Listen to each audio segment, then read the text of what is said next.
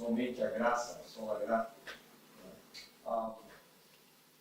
Eu creio assim que falar sobre a graça de Deus é um grande desafio. Quando o pastor José de Souza, ele convidou, ele disse assim, eu tenho algumas opções das 5 solas, e eu escolhi a graça. Porque esse é um tema que tem sido mal compreendido e nós precisamos compreender mais sobre a graça de Deus e deixarmos alcançar pela graça. Aliás, a graça realmente nos alcança. E tem um pequeno problema. É um problema que nós somos muito orgulhosos. Eu digo por mim e pela minha cultura. Aqueles que me conhecem sabem que eu sou de ascendência japonesa. O japonês tem orgulho de ter orgulho. Né? Esse é um grande problema, porque nós não queremos nada de graça. Esse é um grande problema. Nós temos dificuldade com o Evangelho por causa disso. Muito bem. Obrigado pela assistência aí, não é? Então, só para repetir, se você não ouviu, que nós somos orgulhosos e nós não queremos nada de graça. Nós queremos ter condições para pagar ou para merecer aquilo que nós almejamos alcançar. Mas há coisas cujo valor é tão elevado que para pagar, nós nunca teremos condições de fazê-lo. Por outro lado, como eu estava a dizer, se pedem que eu pago algo que é de graça, eu vou ficar indignado, porque estão a cobrar indevidamente algo que já foi pago. É o que acontecia com a venda do perdão, da indulgência, ou de um lugar especial no céu, não é? Para aqueles que mais oferecessem para a instituição que dominava o cristianismo de então. Meus queridos, por outro lado, aqueles que então que se julgavam detentores de poder para conceder algo mediante pagamento. E era o que acontecia com as indulgências. Como poderia o poder eclesiástico daquela época cobrar por algo cujo preço já tinha sido pago de uma vez por todas? E você sabe quem pagou, não é?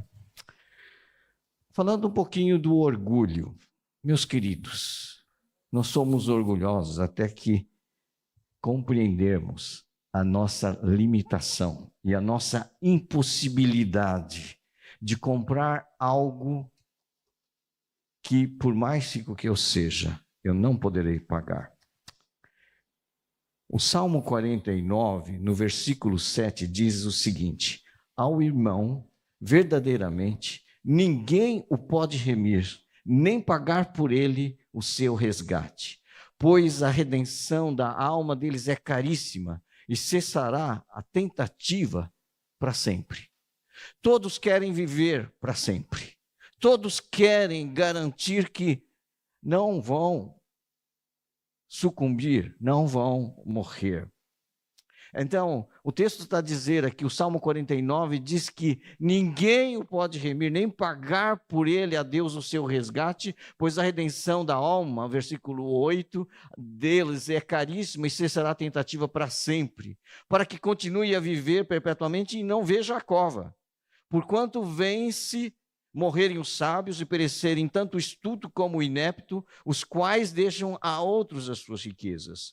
O seu pensamento íntimo é que as suas casas serão perpétuas e as suas moradas para todas as gerações. Chegam a dar seu próprio nome às suas terras. Todavia, o homem não permanece em sua ostentação. É antes como os animais que perecem. Tal proceder é a estultícia deles. Assim mesmo, seus seguidores aplaudem o que eles dizem. Como ovelhas são postos na sepultura. A morte é seu pastor. Eles descem diretamente à cova, onde a sua formosura se consome. A sepultura é o lugar em que habitam. É interessante isso. É inevitável nós enfrentarmos a morte. A única coisa que eu tenho certeza depois de nascer é que um dia eu vou morrer. Isso se o senhor não voltar antes, não é? E nós tentamos lutar contra isso. Nós temos um bom sistema de saúde que nos tem dado longevidade, isso é muito bom. A expectativa média de vida aqui em Portugal tem aumentado, e no mundo, com o avanço da ciência e da medicina, mas nós não garantimos que vamos viver para sempre.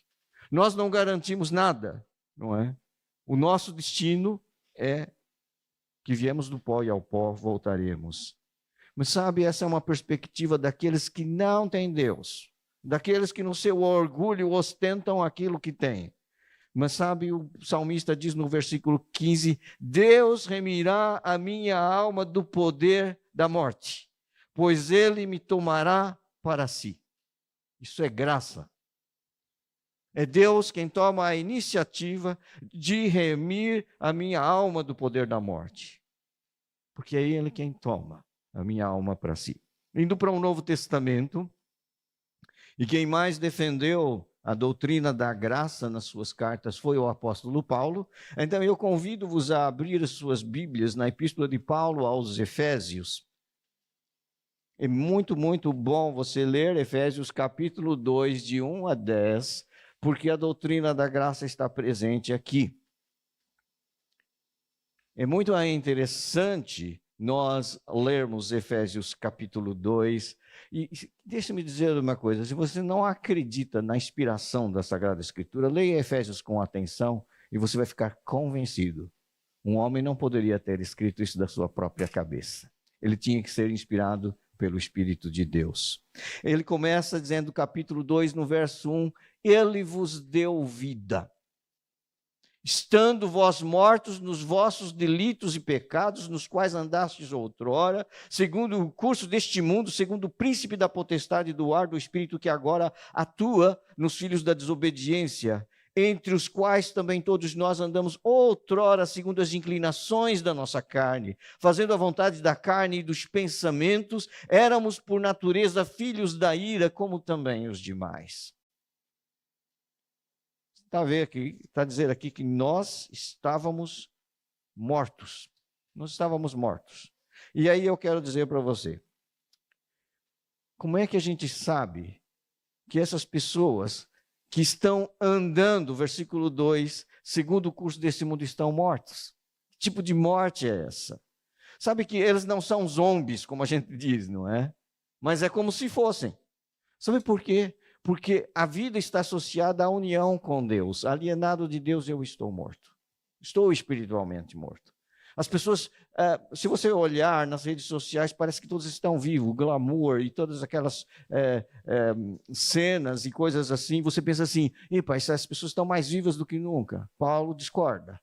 Paulo diz, mortos nos vossos delitos e pecados, andando outrora, segundo o curso deste mundo. Sabe que quem é o príncipe da potestade do ar? É o diabo. Não é? Nós estávamos andando segundo o curso deste mundo, segundo os valores, esse sistema iníquo de valores que tem levado a essa corrupção generalizada. Nós andamos outrora. Nós estávamos como que vivêssemos, mas estávamos mortos nos nossos delitos e pecados. Olha o versículo 3 no final, fazendo a vontade da carne e dos pensamentos. Nossa inclinação era realmente para o mal. E éramos, por natureza, filhos da ira. Sabe, uma das coisas que nós temos dificuldade em entender, que Deus é um Deus que se ira. Sabe por quê? Porque nós pensamos que a ira de Deus não combina com a ideia, não sei se está escrito aqui, Deus é fiel, mas na maioria, além de Deus é fiel, está escrito que Deus é amor, não é? Não combina para nós o Deus de amor e o Deus que se ira. Parece que são duas pessoas distintas. E esse é um grande problema que nós precisamos resolver na nossa mente e no nosso coração. Sabe, é interessante que nós éramos por natureza filhos da ira, como também os demais, mas Paulo então tem aqui, mas Deus, sendo rico em misericórdia, por causa do grande amor com que nos amou, estando nós mortos em nossos delitos, nos deu vida juntamente com Cristo. Pela graça sois salvos. prestem atenção, Paulo não tem problema em reconhecer a ira de Deus. A ira de Deus é uma ira justa contra o pecado. A ira de Deus é uma ira justa contra a atrocidade. Deus se ira, porque se ele não se irasse, ele não poderia ser aquilo que ele é, um Deus santo. Há muitas pessoas, e quando eu era jovem, havia uma seita em moda, uma seita oriental, que dizia: o pecado não existe. O pecado não existe. Talvez você já tenha ouvido falar. Agora, eu te desafio a abrir o noticiário, o telejornal, ou o que seja, e você veja o que tem acontecido na Palestina, em Israel, na Ucrânia. Não há pecado, o pecado não existe. O que eles estão fazendo lá, então? O que é aquelas pessoas serem massacradas, chacinadas, degoladas com ódio? E o pecado não existe. Irmãos, nós não podemos ser tão alienados a ponto de negarmos a realidade da existência do pecado. Diz assim: isso é uma atrocidade, pastor. Mas eu não fumo, não mato, não bebo, eu dou os meus dízimos, etc. E eu acho até mereço um lugar no céu. Não. Não, nós não merecemos. Quando eu faço alguma coisa que as pessoas gostam e são beneficiadas por uma ação minha, as pessoas dizem, geralmente em tom assim, de muita cortesia, que Deus te dê tudo o que mereces. Eles dizem: não, eu não quero o que eu mereço.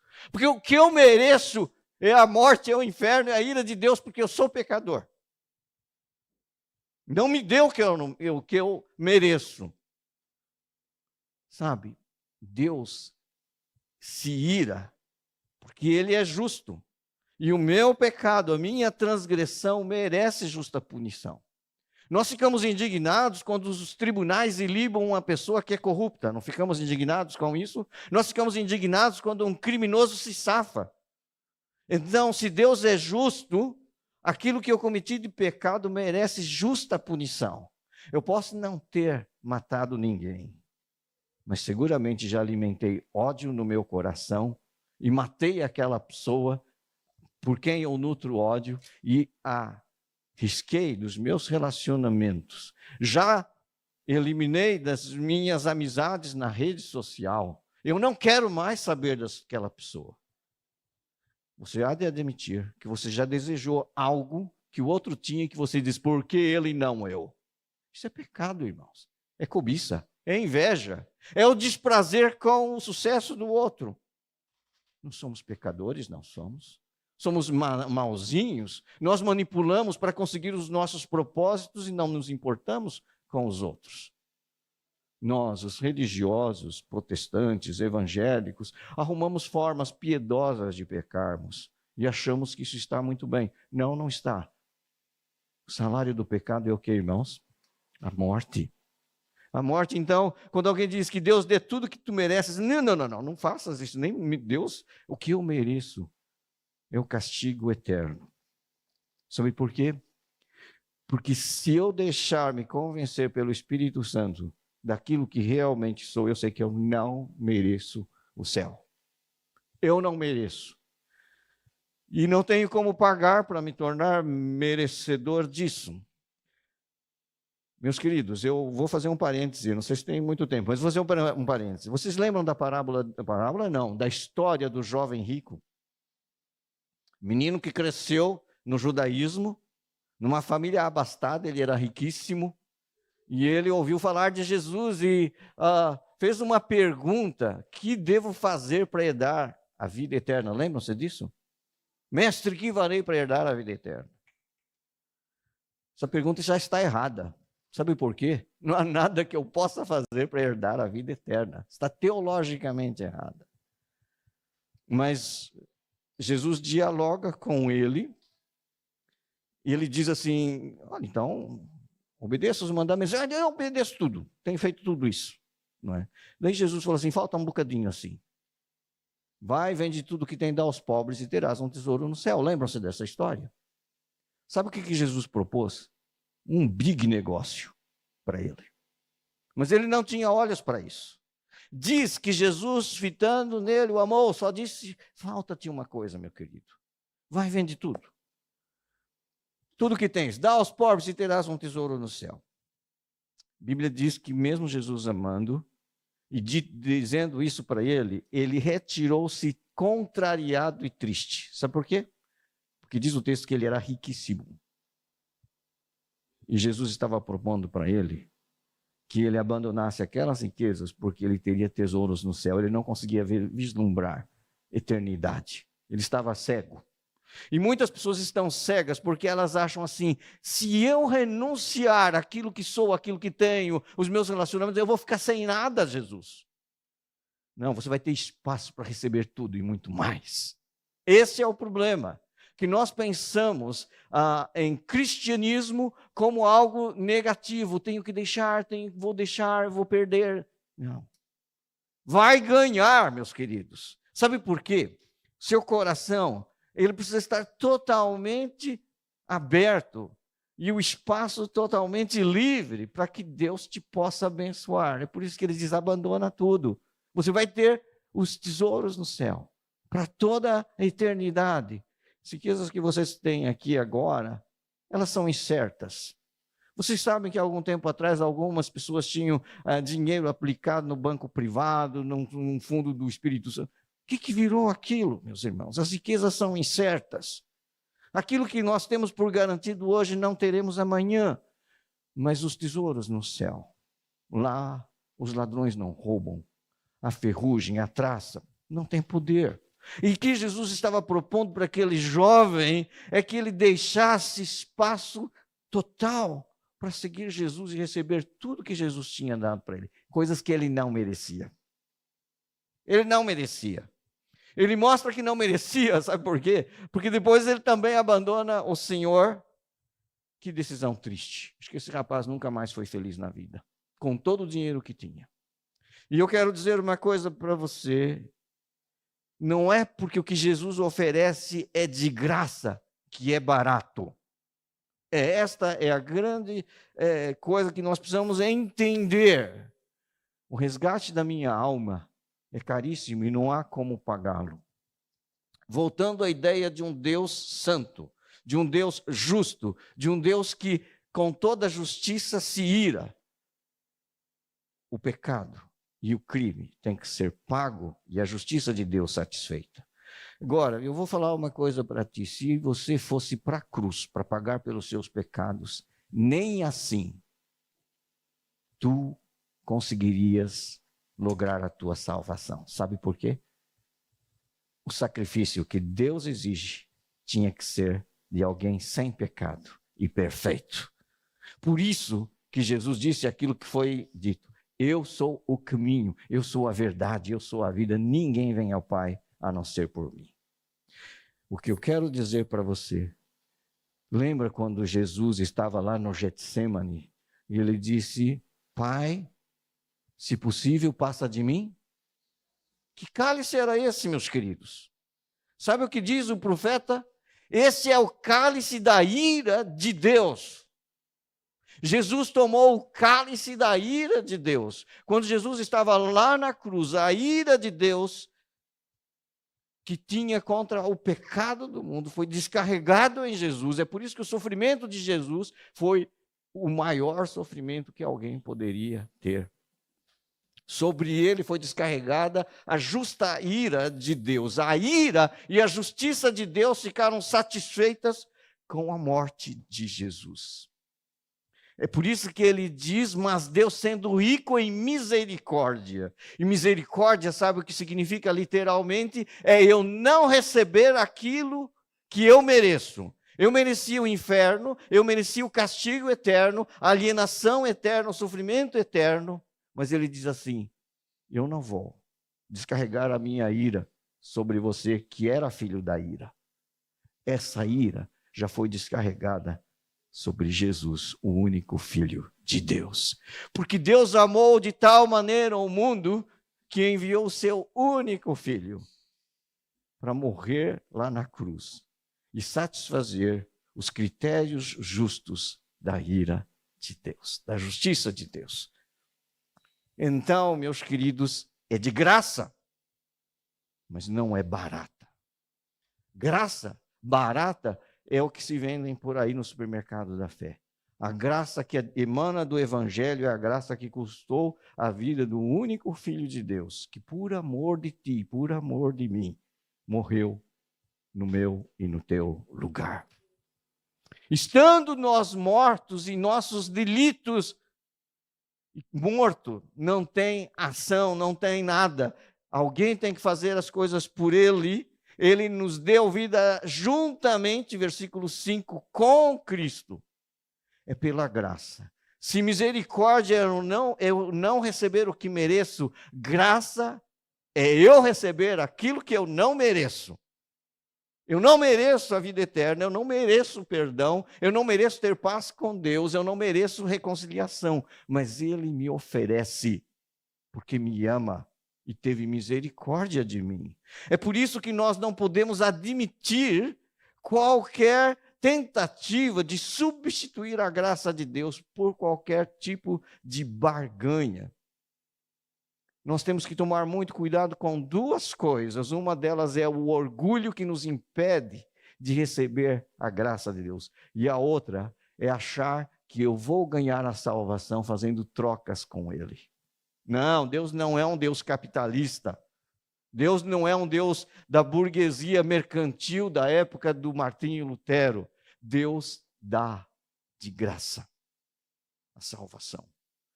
De graça, porque alguém pagou um preço alto por ela, e foi o próprio Deus na pessoa de Jesus, lá na cruz do Calvário. Se eu entender isso de uma vez por todas, o meu orgulho cai por terra, e eu humildemente digo: Senhor, eu não mereço, mas eu não tenho outra hipótese.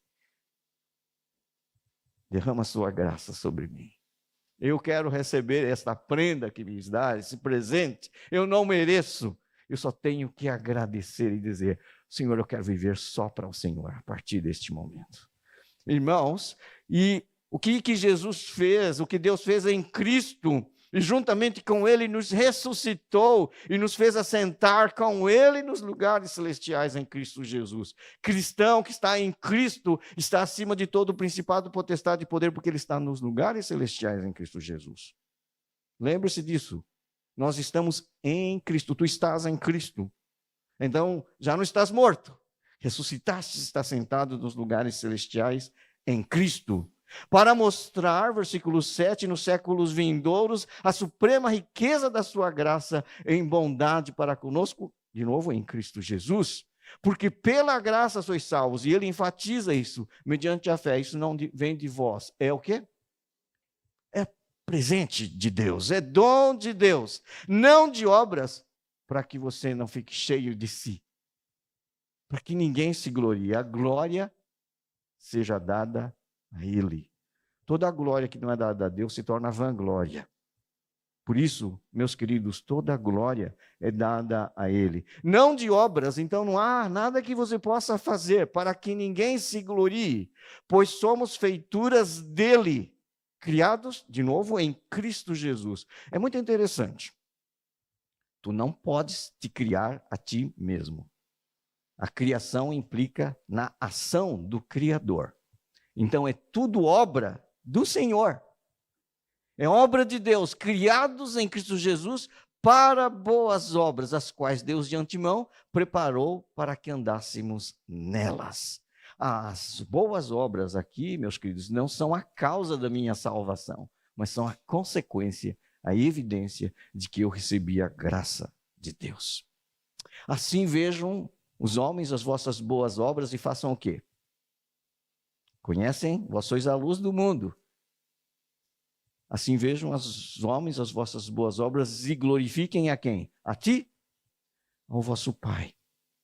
Porque se você é objeto da graça de Deus, sabe o que acontece?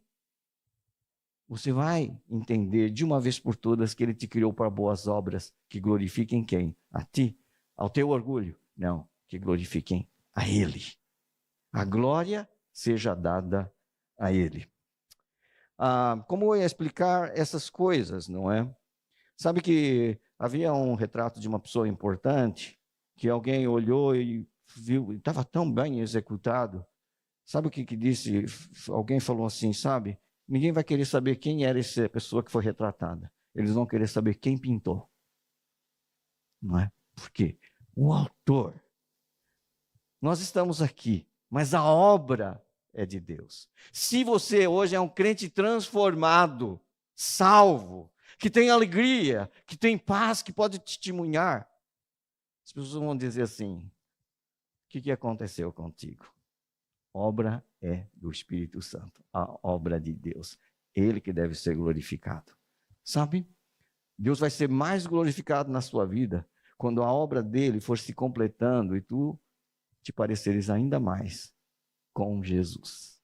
E as pessoas vão glorificar a Deus. Meus queridos, é só a graça, porque eu não mereço. Então fique com isso.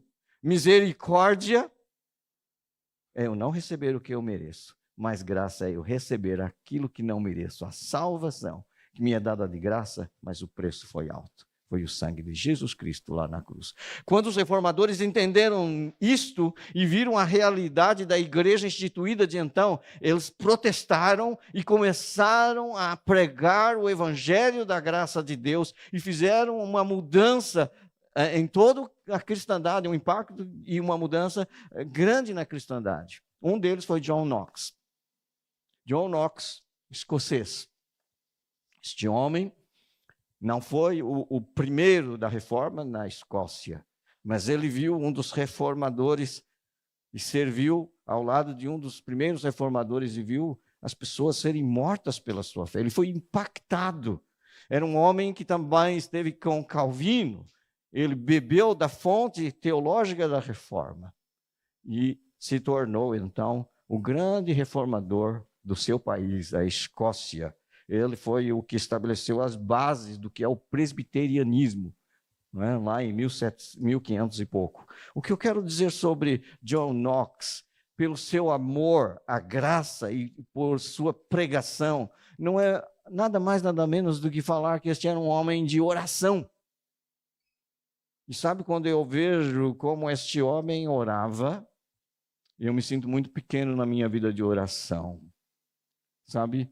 Quando este homem pregava, alguém disse o seguinte: a voz de um único homem é capaz de, em 1 hora, pôr mais vida em nós do que 500 trombetas ressoando continuamente em nossos ouvidos. É tradicional a referência e efeito da pregação sobre a rainha Maria dos escoceses. Ele podia fazê-la chorar, não sob convicção, e sim de raiva. Ela o temia, ela dizia que tinha mais medo das suas orações e da sua pregação do que muitos regimentos de soldados ingleses. Porque esse homem orava. Nós precisamos orar mais. Ele foi um homem de oração, um ativo homem de oração. Um exemplo de como ele orava. E ele orava de uma forma que é um desafio para mim e para ti. Ó Senhor, dá-me a Escócia ou eu morro. E ficava em silêncio. E depois clamava outra vez: ó Senhor, dá-me a Escócia ou eu morro. Outra vez, um profundo silêncio. Então mais. Uma vez, o clamor, com um sentimento mais profundo: ó Senhor, dá-me a Escócia ou eu morro. E Deus lhe deu a Escócia. Sabe o que isso desafia para nós, portugueses? Eu convosco. Oremos por Portugal. Havia um hino que eu cantava, que eu ouvia no Brasil, que é Minha Pátria para Cristo. Eu cantava esse hino, ouvia esse hino, mas quando eu ouvi em Portugal, foi algo muito especial. Você que é brasileiro, conheça a versão portuguesa. Cante a versão portuguesa. Eu sei que há muitos brasileiros aqui na congregação, eu também vim de lá, há 23 anos atrás. Eu me sinto mais daqui do que de lá hoje, graças a Deus. Irmãos, nós precisamos orar pelo nosso país. Há concelhos, municípios ainda não alcançados, onde não há um crente evangélico. Nem para aqueles mais fraquinhos. Não há crentes evangélicos. Não é possível. Nós estamos em pleno século XXI. Nós temos uma tarefa inacabada. A exemplo de João Knox, nós devemos orar: dá-me Portugal. Dá-me Portugal, Senhor. Sabe, irmãos, eu tenho achado que nós, batistas, somos um pouco egoístas. Eu estou me incluindo também. Nós gostamos de ficar na nossa zona de conforto, não é? É tão bom o culto, é tão bom a nossa comunhão, é tão bom desfrutarmos das coisas boas, e é maravilhoso. Mas gostamos tanto da nossa comunhão que se entrar alguém estraga. Sabe por quê? Crescer dá trabalho. Um casal quer muito ter filhos, mas imagine só horas sem dormir, olha, tem que dar de mamar, olha, tem cólica, não sei o quê. Olha, vai para o pediatra, tem que apertar o orçamento, etc. Igrejas são assim também.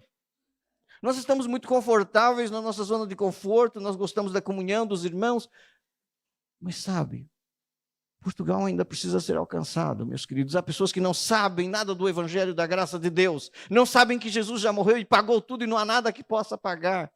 Não é necessário. Nós temos um povo que também ainda tem orgulho de ter orgulho, porque o povo português é muito semelhante aos meus ancestrais. E eles precisam de Jesus. Eles precisam do evangelho da graça de Deus. Eles precisam se render aos pés de Jesus. Mas como ouvirão se não há quem pregue? Como pregarão se não forem enviados, meus queridos? Sabe, se eu aprendi alguma coisa na vida de John Knox, é: Senhor, dá-me esse país ou morro. Nós precisamos orar assim, irmãos, porque há pessoas que não compreenderam ainda que só a graça de Deus é que salva. E eles precisam ouvir isso para serem libertos de todo tipo de teologia que os impedem de experimentar a graça salvadora que nos foi trazida em Jesus. E tu podes ser aqueles dos pés formosos que anunciam coisas boas a quem precisa ouvir. Podes começar agora orando: Senhor, dá-me Portugal. Que nós possamos fazer este impacto de oração e de paixão por aqueles que ainda não ouviram o evangelho da graça de Deus, que ainda não sabem que é só a graça é que salva, a graça que vem através de Jesus. Eu não tenho mais tempo, mas eu quero que você fique com isso no seu coração. Você não merece, mas Ele te ama de uma forma tão especial que pagou um alto preço para que fosses dele e que andasses em boas obras e que proclamasse a graça de Deus e que orasse: ó Deus, dá-me Portugal ou morro. Que Deus te abençoe. Amém.